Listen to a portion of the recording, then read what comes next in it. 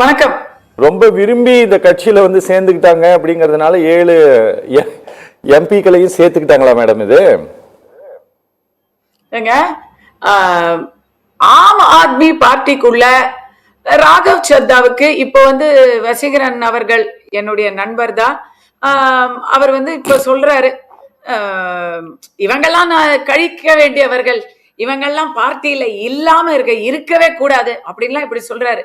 15 நாட்களுக்கு முன்னாடி வரைக்கும் இவங்கெல்லாம் வந்து ஹர்பஜன் சிங்கா இருக்கட்டும், ராகவ் சத்தாவா இருக்கட்டும், the valuable members of AAP party, பாராளுமன்ற துணைத் தலைவர், திடீர்னு இன்னைக்கு வந்து அவங்க அரவிந்த் கெஜ்ரிவாலுடன் கருத்து வேறுபாடு வருகிறது. அது பல நாட்களாக ஒரு நீர் போத்த நெருப்பாக இருக்கிறது. அது வெளியே வந்து உடைகிறது. அதுக்கு பிறகு அவங்க வந்து 7 பேரு, 10 பேர்ல 7 பேரு போயிடுறாங்க பிஜேபிக்கு. சோ இப்ப என்ன பிரச்சனைனா, இவங்களுக்கு நீங்க கேட்டீங்க ஒரு நக்கலா, ரொம்ப விரும்பி வந்தாங்க சேர்த்துக்கிட்டீங்களான்னு. ஆமாங்க, தே ஹேட் ஆப்ஷன். காங்கிரஸ்க்கு போயிருக்கலாம், இல்ல வேற ஏதாவது கட்சிக்கு போயிருக்கலாம். நேஷனல் பார்ட்டிஸ்னு நிறைய இருக்கிறாங்க. ஆனா அவங்க பாஜகவுக்கு தான் வந்தாங்கிறது விரும்பி தான் வந்தாங்க. It is a choice. ஏன்னா இதுக்கு முன்னாடியுமே இந்த மாதிரி ஒரு நல்ல இளம் தலைவர்களை காங்கிரஸ் வந்து மதிக்க தவறிய போது, ஃபார் இன்ஸ்டன்ஸ் ஜோதிராதித்யா சிந்தியா, அவங்களுக்கு சரியான ஒரு வேல்யூவை கொடுக்கிறது வந்து பிஜேபி. எந்த இடத்துல குழந்தையும் தெய்வமும் கொண்டாடும் இடத்துல, அதே போல நேர்மையான அரசியல்வாதிகளும் எங்க இருக்க முடியுமோ அங்கதாங்க வருவாங்க. அரவிந்த் கெஜ்ரிவாலுடைய இப்போ பிரச்சனை என்ன, வசீகரன் அவர்களுடைய பிரச்சனை என்ன, பாராளுமன்றத்துல அவங்களுக்கு கட்சி இல்லாம போச்சு. ஏஏபி கட்சி இருக்குது, ஆனா அந்த ஏஏபி கட்சி வந்து 7 பேர் எம்பியோட போயிடுச்சு. இப்ப என்ன பண்ணுவாங்க அவங்க? தேர் இன் a very delicate position, அப்படி வெரி டெலிகேட் பொசிஷன்ல இருக்கிறாங்க.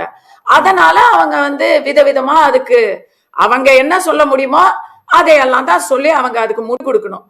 கேட்டாங்க, அங்க நடக்கலையா இங்க நடக்கலையா? நான் கூட தான் கேட்கிறேன், ராஜஸ்தான்ல நடக்கலையா? 6 பிஎஸ்பி எம்எல்ஏ அப்படியே வள்ளிசா காங்கிரஸ் இழுத்துக்கிட்டு போகலையா? இப்ப மட்டும் என்ன காங்கிரஸ் கட்சி மட்டும் புனிதர் கட்சியா? ஆப்ல இருந்து நீங்க, நான் கேக்குறேன், ஆப்பு டெல்லியில 2 பேரும் அடிச்சுக்கிறாங்க, பக்கத்து ஊர்ல பஞ்சாப்ல 2 பேரும் அடிச்சுக்கிறாங்க, மத்த ஊர்ல இங்க வந்தா தமிழ்நாட்டுல 2 பேரும் கூட்டு. உங்களுக்கு ஏதாவது எத்திக்ஸ் இருக்கா? உங்களுக்கு ஏதாவது நாணயம் இருக்கா? அரசியல் நேர்மை இருக்கா? ஏன் பாஜக அந்த மாதிரி ஒரு கட்சி சொல்லுங்க பாக்கலாம். ஒரு கட்சி சொல்லுங்க. கஸ்தூரி, ஒரே நிமிஷம். காங்கிரஸ் கிட்ட அரசியல் நேர்மை இல்ல, அது நீங்க தொடர்ந்து சொல்லி கொண்டிருப்பது. ஆம் ஆத்மி வந்து ஊழலுக்கு எதிரான கட்சி இல்ல, பாஜக அரசியல் நேர்மையோடு இருக்கிற கட்சி தானே. நீங்க போன 17ஆம் தேதி இடி ரைட் நடத்தின ஒருத்தரை நீங்க 24ஆம் தேதி சேர்த்துக்கிறீங்களே, அதனுடைய டிசைன் எப்படி? அது எனக்கு புரியல. ஐயோ, எங்களுக்கும் தாங்க புரியல. ஆபீஸ்ல இருந்து வருதா? நீங்க சொல்றத வந்து வன்மையா கண்டிக்கிறேன். இடி ரைடு பாஜக ஆபீஸ்ல இருந்து வருதா? மடியில கனம் இல்லன்னா வழியில பயம் இல்ல. இடி ரைட்ல ஏதாவது மாட்டிக்கிச்சா? ஏதாவது வெளியே வந்துச்சா? இப்படி பெரிய கோடிகளா வெளியே வந்துச்சா? என்ன ஃபர்ஸ்ட் ஆஃப் ஆல் இடி, நீங்க என்ன பாஜக கட்சி தான் இடி என்ஃபோர்ஸ்மெண்ட் டைரக்டரேட் நடத்துதா? நீங்க அப்படி ஒரு நேரடியா ஒரு குற்றச்சாட்டை வைக்கிறீங்களா? வைங்க, வாயால சொல்லுங்க, அதுக்கப்புறம் நான் பதில் சொல்றேன். பாஜக தான் நடத்துது நானே சொல்லணுமா? தமிழ்நாட்டுல வரதே இல்லையா? தமிழ்நாட்டுல போஸ்டர் மேல ஒரு பார்ட்டி எல்லாம், போஸ்டர் மேல செருப்பு எறிஞ்ச பார்ட்டி எல்லாம் அரெஸ்ட் பண்றாங்க. திடீர்னு நீங்க அரெஸ்ட் ஆகுது, திடீர்னு கமிஷனர் மாறுறாரு. அதெல்லாம் நீங்க, அது தமிழ்நாட்டுல நடந்தா அப்ப வந்து அதை நீங்க அரசியல் நேர்மைன்னு சொல்லுவீங்களா? உங்க இதுல என்னைக்காவது அதை டிஸ்கஸ் பண்ணிருக்கீங்களா உங்க டிவில? உடனே அரசியல் நேர்மை. பாஜகவுக்கு என்னங்க நேர்மை குறைஞ்சு போச்சு? நான் குறைஞ்சு போன இடத்த தயாரா இருக்கேன் பேசுறதுக்கு. பட் சென்சார் போர்டுல ஏதாவது ஒரு படம் சிக்கினா உடனே பாஜக, என்ஃபோர்ஸ்மெண்ட் டைரக்ட்ல இருந்து ரெய்டு வந்தா உடனே பாஜக, நாளைக்கு ஏதாவது ஒரு இடத்துல மழை பெஞ்சா உடனே பாஜக. ஏதாவது ஒரு கனெக்ஷன் இருக்கா? அரசாங்கம் எந்த வேலையும் செய்யக்கூடாதா? அப்ப எந்த வேலை செஞ்சாலும் உடனே நீங்க பாஜக, உங்களுக்கு பிடிக்கலன்னா பாஜக மேல பழி போடுங்க. ஏன் டீலிமிட்டேஷன் பில்லு கொண்டு வந்தாங்க? பாஜக தான் கொண்டு வந்துச்சு. அரசாங்கத்துடைய ஒரு நலன், இந்தியாவுக்கே நலன் பயக்கக்கூடிய ஒரு டீலிமிட்டேஷனை தோக்கடிக்கல. அப்ப நீங்க அரசியல் நேர்மை பத்தி பேசுனீங்களா? இதோ இந்த ஆப்பும் திமுகவும் காங்கிரஸும் சேர்ந்து தோக்கடிச்சாங்களே, அப்ப நேர்மை பத்தி பேசுனீங்களா? மக்களுக்கு பண்ண துரோகத்தை பத்தி பேசுனீங்களா? மேடம் நீங்க பேசிட்டே இருக்கும்போது சில விஷயங்கள் சொல்லிட்டு அப்படியே கடந்து போயிட்டே இருக்கிறீங்க. இந்தியாவுக்கே நன்மை பயக்கக்கூடிய டீலிமிட்டேஷன், அது எப்படி இந்தியாவுக்கே நன்மை பயக்கக்கூடியது? டீலிமிட்டேஷன் கமிட்டி தான் சொல்லணும். சீட்டு பெண்களுக்கு இல்ல மேடம், ஒருவேளை இல்ல கொஞ்சம் தயவு செஞ்சு கேளுங்க. எத்தனை இடங்கள் அதிகரிக்கப்படணும் அப்படிங்கறத டீலிமிட்டேஷன் கமிட்டி தான் சொல்லணுமே தவிர பார்லிமெண்ட் சொல்லக்கூடாது. டீலிமிட்டேஷன் கமிட்டி இல்ல பாருங்க, தயவு செஞ்சு சொல்றீங்க. டீலிமிட்டேஷன் கமிட்டி தான் சொல்லணும், அத பார்லிமெண்டே சொல்லக்கூடாது. இந்த பில்லுல நீங்க எப்படி இந்த நம்பர் கொண்டு வந்தீங்கங்கிற கேள்விதான் அந்த பில்லு பாஸ் ஆகாம போனதுக்கு காரணம். நீங்க இந்தியாவுக்கே நன்மை பயக்கக்கூடியதுன்னு சொல்லிட்டு இருக்கீங்க. அது எப்படி இந்தியாவுக்கே நன்மை பயக்கக்கூடியது? இல்ல அப்ப நம்பரை மாத்தினா பாஸ் பண்ணிருவீங்களா? நம்பர் எல்லாம் மாத்தவே கூடாதுங்க, கமிட்டி தாங்க சொல்லணும். சொல்லாதீங்க, கமிட்டி தான் சொல்லணும். மேடம், அந்த நம்பரை யார் டிசைட் பண்ணாங்கங்கற, அந்த நம்பரை யார் டிசைட் பண்ணாங்க அப்படிங்கிற கேள்விக்கு பார்லிமெண்ட்ல பதில் சொன்னாங்களா? நீங்க என்ன பேசிட்டு இருக்கீங்க? ஏதோ எங்களுக்கு எதுவுமே தெரியாதுங்கிற மாதிரி. ஒரு மணி நேரத்துல எப்படி நான் சரி பண்ணி கொண்டு வருவேன் எப்படி ஹோம் மினிஸ்டர் சொல்றாரு? பிரச்சனைன்றீங்க. இல்ல யார் டிசைட் பண்ணாங்கங்கிறது சரி, உங்களுக்கு பிடிக்காத ஒருத்தர் டிசைட் பண்ணா உடனே நீங்க வேணாம்பீங்களா? தமிழகத்துக்கு 20 சீட் அதிகம் வருது, வேணாம். இங்க எல்லாத்துக்குமே ஒரு சட்டம் இருக்குதுங்க, சட்டம் படிதான் நடக்கணும். அதிகாரம் இருக்குங்கிறதுக்காக நீங்க என்ன வேணாலும் செய்வதற்கு நாடாளுமன்றத்தோட அவை அனுமதிக்காது. என்ன வேணா பிரச்சாரம் பண்ணாதீங்க அரவிந்தாக்ஷன், என்ன வேணா பிரச்சாரம் பண்ணாதீங்க. மேடம், நான் எதுவுமே பண்ணல மேடம், நான் இருக்கிறத சொல்றேன். உரிமையை விட்டு கொடுத்திருக்கிறது திமுக காங்கிரஸ், அத சொல்லுங்க. 20 சீட்டு ஐயோ போச்சு. மேடம் பாருங்க, உங்களோட கணக்குப்படி உத்தரப்பிரதேசத்துக்கு அதிகமாகுது. எதுக்காக அகிலேஷ் யாதவ் அதை எதிர்த்தாரு? நீங்க சொல்றது முழு பொய், நீங்க சொல்றது முழு பொய். டிவில நீங்க இப்படி தவறான தகவல் சொல்றத நான் வன்மையா கண்டிக்கிறேன். அது எப்படி உத்தரப்பிரதேசத்துக்கு அதிகமாகுது? எல்லாருக்கும் ஒரே சீரா 50% அதிகமாகுது. 10 அதிகமா 40 அதிகமான்னு கேக்குறீங்களே, 50% அதிகமா 50% அதிகமா, ரெண்டு இடத்துலயும் ஒண்ணுதான். அத சொல்லுங்க மேடம். இல்ல மேம், நீங்க தவறான தகவல்களை சொல்றீங்க மேம். நீங்க தவறான தகவலை சொல்றீங்க. எல்லாருக்கும் ஒரே அளவுல, எல்லாருக்கும் அப்படி நாங்க எழுதி இருக்கா? அந்த பில்லுல எழுதி இருக்கா எல்லாருக்கும் ஒரே அளவுன்ட்டு? ஆமா எழுதி தர. எங்க எழுதி இருக்கு 50%? மேடம், எந்த கணக்கின் அடிப்படையில் 50%? எந்த கணக்கின் அடிப்படையில் 50%? ஏங்க ஒரு எந்த கணக்கின் அடிப்படையில்னா எந்த இது கூட தெரியாம எப்படி நீங்க நீங்க சொல்லுங்க மேடம். 2011 இல்ல இதுக்கு அப்புறமேட்டு எடுக்க போற சென்சஸா? 2011. அதுதான் தெளிவா சொல்லிட்டாங்களே. சரி, அப்படி எடுத்தா பிரதிநிதித்துவம் கம்மியாகும் இல்ல அதிகமாகும் அப்படிங்கிறதுக்கு என்ன உத்தரவாதம் சொல்லப்பட்டிருந்தது? கொடுத்தாங்களே, அமித்ஷா அங்க ஹோம் மினிஸ்டர் பார்லிமெண்ட்ல உத்தரவாதம் கொடுக்கிறாரு. அதுக்கப்புறமா என்னன்னு கேக்குறது இப்ப கேட்டீங்களே, மிக அறிவாளித்தனமா 50% ஏன் கொடுக்கறாங்க? ஏங்க ஒரு சிம்பிளான மேத் ஓரல் ஸ்டேட்மென்ட்ல சொல்றதா? இன்னைக்கு 1/3, இன்னைக்கு 100% ஓபன் சீட், மீதி வர சீட் எல்லாம் பெண்களுக்கு ஒதுக்கணும். அது 1/3 அப்படின்னா 50% இன்க்ரீஸ். இவ்வளவுதான் சிம்பிளான மேத்துங்க. அது சிம்பிளான கணக்கு. 50% இன்க்ரீஸ் பண்ணாதான் 1/3 பெண்களுக்கு கொடுக்க முடியும். இது கூட தெரியாமையா நீங்க டீலிமிட்டேஷன் கமிட்டி தான் சொல்லணும், ஹோம் மினிஸ்டர் சொல்லக்கூடாது. மறுபடி போய் அரவிந்தாக்ஷன் உங்களுக்கு நான் சொல்றேன் கேளுங்க. அத கமிட்டியை அமைக்கணும். கமிட்டி தான் எந்த எல்லை எந்த இடத்துக்கு போகுது, எவ்வளவு பாப்புலேஷனுக்கு எவ்வளவு அப்படிங்கறத, எந்த மாநிலத்திற்கு எவ்வளவு அதிகப்படுத்தணுங்கிறது கமிட்டி சொல்லணும். மக்கள் தொகை சம்பந்தம் இல்லை, எல்லாருக்கும் 50% தான் சொன்னாங்க. அத தோக்கடிச்சு விட்டீங்க. ரிட்டனா சொன்னாங்களா? பேசவே இல்லை. ரிட்டனா சொன்னாங்களா?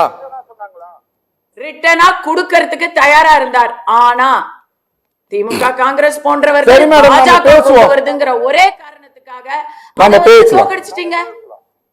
நாம பேசுவோம். அது மேல பேச்சுவார் விவாதம் நடத்தணும். விவாதம் நடத்தாம விதண்டாவாதம் நடத்துனீங்க. விதண்டாவாதம் கிடையாது மேடம், விதண்டாவாதம் கிடையாது. ஜனங்களுக்கு உண்மை தெரியணும் இல்ல. ஒரு மணி நேரத்துல பில்ல மாத்தி கொண்டு வந்து தரேன்னு சொல்லக்கூடிய அரசு ஏன் அதை முன்னாலே செய்யலங்கிற கேள்வி இருக்குல்ல. பேசலாம். ராஜசேகர் சார் வணக்கம். பார்லிமெண்ட் வந்தே 2 வருஷம் தான் ஆகுது, இன்னும் 3 வருஷம் இருக்கு.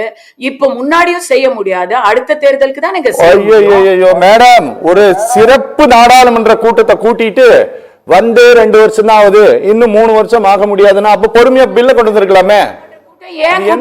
உங்களுக்கு தகுந்த நீங்க பேசிட்டே போறதுக்கு இது என்ன மேம்? ராமர் நல்லவரா கெட்டவரான்னு நாம என்ன பட்டிமன்றமா நடத்துறோம்? சட்ட மேடம் இது, பார்லிமெண்ட் ரூல்ஸ் இருக்குது. என்ன ரூல்ஸ் இருக்கு? இதுதான் ரூல்ஸ். 7 பேர் போயிட்டாங்க, 7 பேர் போனதும் சட்டத்தை உங்களால எதுவுமே சொல்ல முடியல. அவங்க விரும்பி போனாங்களா, விரும்பாம போனாங்களா, கட்டாய கல்யாணமா, இந்த மாதிரி ஏதோ டிவி டிராமா மாதிரி கேட்டுக்கிட்டு இருக்கீங்க கேள்வி. நீங்க இது டிவி டிராமா தான் மேடம், அதனாலதான் இன்னைக்கு உங்களையும் கூப்பிட்டுருக்கோம். லட்சுமி ராமகிருஷ்ணன் அவர்களுடைய நிகழ்ச்சி மாதிரி கேள்வி கேக்குறீங்க நீங்க. ஏமா நீங்க முழு ஒப்புதலோட தான் போனாங்களா அப்படின்னு கேட்டுக்கிட்டு இருக்கீங்க. ஜோக்கா இல்ல? ஜோக்கா இருக்குது மேடம், ஜோக்கா தான் இருக்கு. ஏன்னா அஜித் பவார் மேல 10,000 கோடி ஊழல் சொல்லிட்டு அடுத்த 10 நாள் அவருக்கு துணை முதலமைச்சர் பதவி கொடுத்தீங்கல்ல, இதெல்லாம் இந்த நாடே பார்த்து ஜோக்கா தான் சிரிச்சுக்கிட்டு இருக்குதுன்னு. ராகவ் சத்தாவை பத்தி பேசுனா உடனே அஜித் பவார் சொல்றீங்க. நேர்மையா பாடம், நேர்மையான அரசு நடத்துற நீங்க தானே சொல்றீங்க, நாங்களா சொல்றோம்? அரசு ஆம் ஆத்மியில நடத்துனாங்களா மேடம்? ஆம் ஆத்மியில நேர்மையான அரசு நடத்துனாங்களா? நேர்மைன்ற பேர்ல எங்களை எல்லாம் ஏமாத்தலையா? ஆம் ஆத்மியில என்ன சார்ஜ் வந்தது? எத்தனை பேர் கரப்ஷன்ல பனிஷ் பண்ணப்பட்டாங்க? இல்ல காங்கிரஸ்ல எத்தனை பேர் இந்த அரசாங்கம் பனிஷ் பண்ணிருக்கு இந்த 11 வருஷத்துல? ஒரு ஆளை சொல்லுங்க. ஆதிஷின்னு ஒரு பெண்மணி, அந்த பெண்மணியை ஏன் தூக்குனீங்க நான் கேக்குறேன். காங்கிரஸ்ல ஒரே ஒரு ஆளை பனிஷ் சொல்லுங்களேன் பாப்பா. நீங்க இந்த 11 வருஷத்துல ஆதிஷி என்ன தவறு பண்ணாங்க? ஆம் ஆத்மியில தானே இருந்தாங்க அவங்க. துணை ஜனாதிபதி தங்கர் என்னங்க தப்பு பண்ணாரு? துணை ஜனாதிபதி தங்கர் என்ன பண்ணாரு? மேடம் நான் நீங்க பேசும்போது எதுவுமே குறுக்கிட விரும்பல மேம், குறுக்கிட விரும்பல. ஆனா நான் வந்து இந்த பார்லிமெண்டோட ஆன்சர் மட்டும் நான் சொல்லிடுறேன் நான் உங்ககிட்ட. நீங்க அதுக்கப்புறம் ராஜசேகர் சார் பேசுனதுக்கு நீங்க என்ன வேணா நீங்க பதில் சொல்லுங்க. நான் உங்ககிட்ட உங்க பேச்சுக்கு இடையில் நான் குறுக்கிடவே மாட்டேன்.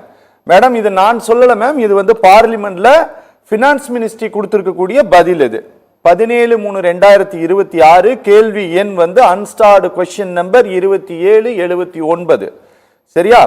இதுல வந்து கேட்டிருக்கக்கூடிய எந்த கேள்விக்கும் நாங்க எங்க சோதனை நடத்தணும் அப்படிங்கிறதுக்கு எங்க கிட்ட மாநில வாரியான தரவுகள் இல்ல. எந்தெந்த மாநிலங்கள்ல எத்தனை பேரை கைது பண்ணோம் அப்படிங்கிறதுக்கு எங்க கிட்ட மாநில வாரியான தரவுகள் இல்ல. எத்தனை கேஸ் டிஸ்சார்ஜ் ஆயிருக்குது, அது என்ன இது அப்படிங்கிறது, எங்க பதிவு பண்ண வழக்குகள் அப்படிங்கிறதுக்கு மாநில வாரியான தரவுகள் இல்ல, எதுவுமே இல்ல. ஆனா 1000 ரைடு, 9000 10,000 ரைடு நடத்தி இருக்கிறாங்க. இது வந்து இந்த நாட்டினுடைய ஒரு டாப் ஏஜென்சி வந்து பார்லிமெண்ட்ல ரிட்டனா கொடுத்திருக்கக்கூடிய பதில். இப்ப நீங்க சொல்லுங்க, இதெல்லாம் இவங்க வெளியில சொல்லிட்டாங்கன்னு வச்சுக்கோங்களேன், எந்தெந்த இதுல யாரை டார்கெட் பண்ணி ரைட் பண்ணாங்கிறது பப்ளிக் தெரிஞ்சிடும், அதனால சொல்லாம இருக்கிறாங்க. இப்ப நீங்க சொல்லுங்க, இது வந்து இண்டிபெண்டன்ட் ஏஜென்சியா? நீங்க குற்றச்சாட்டு வைக்கிறீங்க, நீங்க அப்படிதான் வைப்பீங்க. என்ன பொறுத்த வரைக்கும் நான் ஒரு பாஜக கட்சியினரை கூப்பிட்டு இடி கவர்மெண்டல் ஆர்கனைஸ் இன்ஸ்டிடியூஷனுடைய செயல்பாடுகளை பத்தி கேக்குறீங்க. நான் வந்து ஆர்டிஐ பில்லு, நீங்க எனக்கு ஆர்டிஐ பில்லும் போடல, நான் வந்து இதற்கான தகவல்களை விரல் நுனியில வச்சிருக்க வேண்டிய அவசியமும் இல்லை. ஏன்னா நான் இங்க வந்து பாஜகவின் சார்பா தான் வந்திருக்கேனே தவிர என்போர்ஸ்மெண்ட் டைரக்டரேட் சார்பா வரல. இருந்தாலும் நீங்க இப்படி ரெண்டையும் கனெக்ட் பண்ணி அப்படிதான் பண்றீங்க. எல்லா இதுலயுமே நரேட்டிவ்லயுமே ஒரு பாஜக இடி நடத்துதான் நீங்க தான் கேட்டீங்க, நான் நடத்தலங்கிறதுக்காக சொல்றேன். இந்த டாக்குமெண்ட் சொன்னீங்க, என்னாச்சு அது? அப்படியே போச்சா? ஓகே சொல்லுங்க. இப்பதான் சொன்னீங்க நான் பேசிட்டு குறுக்கிட மாட்டேன். நீங்க நான் கேட்டேன், பரவாயில்ல சொல்லி முடிங்க, பரவாயில்ல. நான் குறுக்கிடவே இல்ல, சொல்லுங்க நீங்க என்ன சொல்றீங்க நானும் பாக்குறேன். இல்லங்க இப்ப கேள்வியில இருந்து நிறைய தள்ளி வேற போறோம். ஃபர்ஸ்ட் 2-3 கண்டனங்களை தெரிவிச்சுக்கிறேன். ராஜசேகர் சார் வந்து ஒரு லாயர், ஒரு பெரிய மனுஷன் மாதிரி பேசுறாரு, வண்ணாஞ்சாவடிங்கிறாரு, பிராமின் ஜும்லாங்கிறாரு. ஜாதி பேசாம அவரால் ஒரு டிபேட்ல பேச முடியாதா? என்ன இது ரொம்ப சீப்பா போகுது. ஒண்ணு. ரெண்டாவது, மற்ற விஷயங்கள்லாம் வந்து அவர் ரொம்ப காட்டமாக பாஜகவை திட்டுறத கூட நான் ஒத்துக்கிறேன். நீங்க அப்படிதான் திட்டுவீங்க, அது உங்களுக்கு அது ஓகே, அதை நான் ஒத்துக்கிறேன். பட் கொஞ்சம் நாகரிகமா பேசலாம் அப்படிங்கிறது என்னுடைய கருத்து. அவங்கெல்லாம் அடி முட்டாளுங்க, நாங்கெல்லாம் முட்டாள் ஆயிட்டோம் சார், நாங்கெல்லாம் முட்டாளா பின்ன அப்படின்னு நீங்க கேள்வி கேக்குறீங்க. அதை பார்த்துட்டு இருக்கிற மக்கள் பதில் சொல்றாங்க, அது உங்க காதுல விழல. நீங்க அந்த மாதிரிலாம் பேசாதீங்க, நீட்டா பேசுங்க. இது ஒரு நல்ல வசீகரன் சார் இருக்காரு, ரொம்ப நாகரிகமா பேசுறாரு. அரவிந்தாக்ஷன் சார் நாகரிகமா பேசுறீங்க. I think people of Tamil Nadu deserve little bit of culture in debating. Sorry. ஒன்னு. ரெண்டாவது, விருப்பப்பட்டு போனாங்களான்னு என்ன கேட்ட கேள்விக்கு பதில வந்து நம்ம இன்னும் முழுசா விவாதிக்கல. 7 பேர் போயிருக்காங்க. 7 பேர்ல எத்தனை பேர் கையோ புடிச்ச பிஜேபி? ஏன்னா இப்ப நீங்க கேட்டது இடி வந்து பிஜேபியின் கைப்பாவை, நீங்களும் சொல்றீங்க, ராஜசேகர் சாரும் சொல்றாரு, வசீகரன் சாரும் சொல்றாரு கைப்பாவை. ஓகே, ஒரு தியரட்டிக்கலா நாம வந்து அரசு வந்து அதை ஒரு கருவியா பயன்படுத்துன்னே வச்சுக்கிட்டாலுமே, அப்ப ஏன் வந்து சஞ்சீவ் அரோரா போகல? அவருக்கு ரெய்டு வந்துச்சு, அவர் போகல. அசோக் மிட்டலுக்கு ரெய்டு வந்துச்சு, அவர் போனாரு. ராகவ் சத்தாவுக்கு ரெய்டே வரல, அவர் எங்க போனாரு? அவருக்கும் அரவிந்த் கெஜ்ரிவாலுக்கும் உள்ளுக்குள்ள சரியா ஒத்து வரலங்கிறது இந்த ரெய்டெல்லாம் நடக்கிறதுக்கு முன்னாடியில இருந்து புகைஞ்சிக்கிட்டு இருக்கிற ஒரு டெல்லியில் போற புகைந்து கொண்டிருந்த ஒரு கிசு. அது இன்னைக்கு உண்மையா இருக்கு. எங்கேயாவது 7 பேர் ஒருத்தர் போகலாம். ஆனா ராகவ் சதா அப்ப லண்டன் போயிட்டாரு மேம். எங்க அததாங்க நான் சொல்ல வரேன். லண்டன்ல போனா ஊர்ல இல்லைன்னா அவங்க வீட்டுல ரெய்ட் நடக்காது அப்படின்னு சொல்ல வரீங்களா? என்னன்னு தெரியல, நீங்க எதுக்கு அதை சொல்றீங்க? நான் என்ன கேக்குறேன்னா, ஒரு 7 பேர், ஒருத்தர் 2 பேரை நீங்க வந்து பயமுறுத்தலாம், எதாவது செய்யலாம். 7 பேரை எப்படி பண்ண முடியும்? ஹர்பஜன் சிங் எல்லாம் என்னதான் பண்ண முடியும் சொல்லுங்க? ஏஏபில இருக்கிறதுனாலயே நான் அதை ஒரு காம்ப்ளிமெண்டாவே நான் வந்து சொல்லிக்கிறேன். ஏஏபில தலைமை கொஞ்சம் சொதப்பலா இருந்தா கூட அங்க இருந்த மெம்பர்ஸ் எல்லாம் கமலஹாசன் கட்சியில இருந்த மாதிரி இங்க கமல் சார் தான் வந்து மொத்தமா போயிட்டாரு, அடகு வச்சுட்டாரு கட்சிய. ஆனா அந்த கட்சியில இருந்தவங்க கொஞ்சம் ஒரு நம்பிக்கையோட நல்லவங்க தாங்க இருந்தாங்க. அவர் இப்படி பண்ணுவாரு அப்படின்னு அவங்க நினைக்கலாம். அது போல ஏஏபில ராகவ் சந்தா, சஞ்சீவ் அரோரா, அசோக் மிட்டல், ஹர்பஜன் சிங், இன்னும் இதுல சஞ்சீவ் அரோரா போகல, ரெய்ட் நடந்துமே போகல. அதுக்காக சொல்றேன், 10 பேர் தான் இருக்காங்க. 10 பேர்ல 7 பேர் போறாங்கன்னு சொன்னா, இங்க தேமுதிகல ஒரு தடவை நடந்துச்சு, ஞாபகம் இருக்கா? தேமுதிகல இருந்து மாஃபா பாண்டியராஜன், அப்புறம் இவரு மதுரை சுந்தரராஜன், மதுரை இல்ல, எங்க பட ப்ரொடியூசருங்க அவரு, இல்லங்க கல்பாத்தியாகரம் இல்ல, கிறிஸ்டியன் நேம், டக்குன்னு வாயில டக்குன்னு நினைவுக்கு வர மாட்டேங்குது. பரவாயில்ல சொல்லுங்க. Anyway the point is, DMDK கேப்டனுக்கும் அம்மா புரட்சி தலைவி அவர்களுக்கும் ஒரு கருத்து வேறுபாடு வந்தப்போ டிஎம்டிகேல இருந்து நிறைய பேர் போனாங்க. they all went. அவங்களுக்கு அமைச்சர் பதவி கூட கிடைச்சது இதுல அம்மாவுடைய ஆட்சியில. உடனே நம்ம சொல்லிடலாமா அவங்க எல்லாம் வந்து கட்டாயத்தின் பேர்ல போனாங்கல்ல? நான் கட்டாயம் தாங்க, ஆனா அது அம்மா பண்ண கட்டாயம் கிடையாது, கட்சியில அவங்களுக்கு உள்ள கட்டாயம். இந்த இன்னைக்கு நடந்திருக்கு. இன்னைக்கு வந்து கேப்டன் உயிர் மூச்சு வரைக்கும் எதிர்த்த ஒரு கட்சியில போய் கட்சியோட சேர்ந்து இன்னைக்கு தேர்தலை சந்திச்சிருக்காங்க. எத்தனை பேருக்கு அது வந்து வலிக்கும்? நீங்க பாருங்க, தேர்தல் முடிவு என்னவா வேணா இருக்கட்டும், அந்த கட்சியில இருந்து நிறைய பேர் மாறுவாங்க. they will go to other places. இப்பவே நடந்துட்டு இருக்கு. ஏன் இதை சொல்றேன்னா, ஒரு பிஜேபி ஒருத்தங்க வந்தா அவங்கள வந்து சேர்த்துக்குதுன்னா ஆமா சேர்த்துக்கும். நீ வரக்கூடாது என் கட்சிக்குன்னு யாராவது சொல்லுவாங்களா? ஆமாங்க, வாங்க, ராகவ் சத்தா போன்றவர்கள் நல்லவர்கள் வரணும்னு தாங்க நம்ம நினைப்போம். புரியுதா உங்களுக்கு?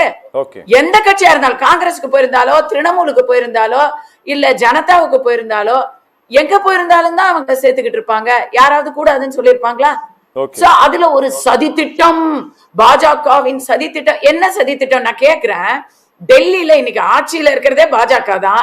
இதுக்கு மேல என்ன அவங்க எம்பிய புடிங்க என்ன பண்ண போறாங்க சொல்லுங்க மேம்? இவங்க 6 பேர் வந்து பஞ்சாபினுடைய ராஜ்யசபா மெம்பர்ஸ் மேம். இவங்க இருக்காங்களேங்க, பஞ்சாப்ல ட்ரக்ஸ் இருக்கு, ஆட்சி நிர்வாகம் கேவலமா இருக்கு. கட்சியில கேட்டா எவனும் எங்க கூட பேச மாட்டேங்கிறாங்க, எங்களுக்கு பாராளுமன்றத்துல பேசுறதுக்கான வாய்ப்பை மறிக்கிறாங்கன்னு தெளிவா சொல்லி இருக்கிறாங்க. அதுக்கு நீங்க வந்து சிரிப்பீங்க, ஒத்துக்க மாட்டீங்க. ஏன்னா எம்பி அவர்கள் வாயிலேந்து வரதெல்லாம் இப்ப போய் நேத்து வரைக்கும் உங்க எம்பியா இருந்த வரைக்கும், எதிர்கட்சி எம்பியா இருந்த வரைக்கும் உங்களுக்கு அவங்க சொன்னதெல்லாம் தெய்வ வாக்கு. இப்ப அவங்க மாறிட்டாங்க, உண்மையை சொல்லிட்டாங்க, நீங்க ஒத்துக்க மாட்டீங்க, அப்படித்தானே? இதுக்கு வந்து அவரு தான் பதில் சொல்றேன், நான் சொல்லக்கூடாது, சரியா இருக்காது. அதனால நான் அவரையே சொல்றேன். கஸ்தூரி மேடம், நீங்க இறுதியா அதை சொல்ல விரும்புறீங்களா? நான் உங்களோட நான் நிகழ்ச்சி முடிச்சிடலான் இருக்கிறேன், ப்ளீஸ். ரெண்டு விஷயம். முதல்ல வசீகரன் சாருக்கு 2 கேள்வி இருக்கு. முதல் கேள்வி, சரி கரெக்ட், ராகவ் சத்தா தான் ரொம்ப தப்பானவரு, அவர் வந்து சுயநலம் மிக்கவர், அவர் தன்னைத்தானே வந்து ப்ரமோட் பண்ணிக்கிட்டாரு, அதனால நீங்க அவரை வந்து கட்சியில கூட நடவடிக்கை எடுத்தீங்க, அவரை தூக்கிட்டீங்க. அதுக்கு பதிலாக தான் ஒருத்தரை போட்டீங்க, அவர் பேர் தான் அசோக் மிட்டல். நீங்க யார வந்து இப்ப அவர் வந்து பிஜேபி எம்பியா நிக்கிறாரு, இதுக்கு நீங்க என்ன பதில்? நீங்க தான் போட்டீங்க. இப்ப ராகவ் சத்தா கெட்டவரு, ராகவ் சத்தா கட்சிக்கு சரி கிடையாது அப்படின்னு அசோக் மிட்டல போட்டீங்கல்ல, இப்ப அசோக் மிட்டல் எங்க இருக்காங்க? இது ஒரு கேள்வி. 2வது கேள்வி, அரவிந்த் கெஜ்ரிவால் வந்து இங்க வந்து பிரச்சாரம் பண்ணிட்டாரு, அத வந்து எதிர்பார்க்கல பாஜக அப்படின்னு. ஐயா, மக்களே எதிர்பார்க்கலங்க ஐயா, நான் மக்களே எதிர்பார்க்கல. ஏன்னா அரவிந்த் கெஜ்ரிவால் கேரளா பக்கத்து ஸ்டேட், கேரளால அங்கேயும் வந்து நடக்குது, என்ன நடக்குது? தேர்தல் நடக்குது. அங்க போயிட்டு காங்கிரஸ்க்கு எதிரா பேசுறாரு, தமிழ்நாட்டுல வந்து காங்கிரஸுக்கு ஆதரவா பேசுறாரு, திமுகவுக்கு ஆதரவா பேசுறாரு. ஒரே புரிய மாட்டேங்குது. இந்தி கூட்டணியில நீங்க கட்சி யாருக்கு எதிர் கேக்குறீங்கல்ல, நாங்க பிஜேபிக்கு எதிராக நாங்க வந்து அப்படி பண்ண இப்படி பேசிட்டோம், அத பிஜேபி, அதெல்லாம் ஒண்ணு இல்லைங்கய்யா. பிஜேபிக்கு எதிரா யார் பேசினாலும் பேசாட்டியும் மக்கள் பிஜேபிக்கு தான் ஓட்டு போட்டுக்கிட்டு இருக்காங்க. நீங்க பக்கத்து ஸ்டேட்ல பெங்கால்ல திட்டுறீங்க, கேரளாவுல திட்டுறீங்க, தமிழ்நாட்டுல வந்து கொஞ்சிக்கிறீங்க. இது என்ன கதைன்னு எனக்கு புரியல.